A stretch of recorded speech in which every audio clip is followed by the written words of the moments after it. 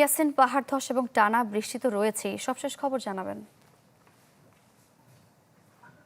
হ্যাঁ, সারিকা আসলে গত কয়েকদিন যে টানা বর্ষণ এটির কারণে কিন্তু বান্দরবানের বিভিন্ন নির্মাঞ্চলগুলো প্লাবিত হয়েছে। উজান থেকে দিয়ে আসার কারণে কিন্তু এখন বলা যায় বান্দরবানের ৫০০-রও অধিক বাড়িঘর আসলে পানির নিচে এখনো পর্যন্ত নিমজ্জিত রয়েছে।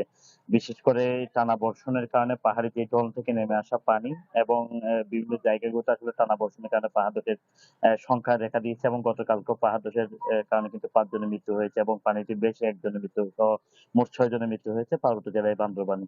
আমরা দেখেছি সকাল থেকে বৃষ্টিপাতের পরিমাণ কিছুটা কমলেও এখনো যে পানির যে গতিবিধি সেটা এখনো পর্যন্ত অপরিবর্তিত রয়েছে। যে সাঙ্গু এবং মাতামুহুরী নদীর পানি বিপদসীমা থেকে প্রায় ২ সেন্টিমিটার এবং ৩ সেন্টিমিটার উপরে দিয়ে প্রবাহিত হওয়ার কারণে এখনো পর্যন্ত নিম্ন অঞ্চলগুলোতে এখনো পানি প্লাবিত রয়েছে এবং সেই সমস্ত এলাকার মানুষ বিভিন্ন জায়গায় যে সরকারি যে আশ্রয় কেন্দ্রগুলো রয়েছে সেখানে আশ্রয় নিচ্ছে এবং আমরা পৌর প্রশাসকের সাথে কথা বলেছিলাম। তিনি আমাদেরকে জানিয়েছে বান্দরবানে আর্মিপাড়া, মেম্বারপাড়া, শেরেবাংলা নগর, হাদাসকুনা থেকে শুরু করে বরিশাল পাড়া যে সমস্ত পাড়াগুলো প্লাবিত হয়েছে তাদেরকে নিরাপদ আশ্রয় কেন্দ্রে রাখা হয়েছে এবং তাদেরকে দুপুরে এবং রাতের খাবার বিতরণ করা হচ্ছে এবং যে সমস্ত জায়গায় মানুষের যোগাযোগ ব্যাহত হচ্ছে সেখানে কিন্তু সেখানে পৌরসভার পক্ষ থেকে নৌকা সরবরাহ করা হয়েছে বলে জানি। তো অন্যদিকে বান্দরবান ছাড়া সারা দেশের সড়ক যোগাযোগ বন্ধ রয়েছে। বান্দরবানের উজানের ঢেউ কিন্তু যে নির্মাঞ্চলগুলোতে যাওয়ার কারণে বান্দরবানের কেরানীহাট সাতকানিয়া যে সড়কটি রয়েছে বান্দরবান সড়ক সেটি কিন্তু পানি দিয়ে অনেক বিশেষ জায়গাগুলো নির্মাঞ্চল হয়ে গেছে।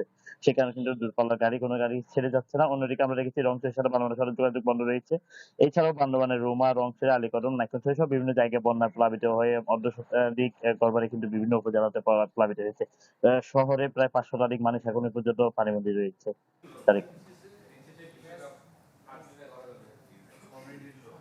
ইয়াসিন, ধন্যবাদ আপনাকে। বান্দরবান এবং কক্সবাজার থেকে বন্যা পরিস্থিতির খবর জানছিলাম।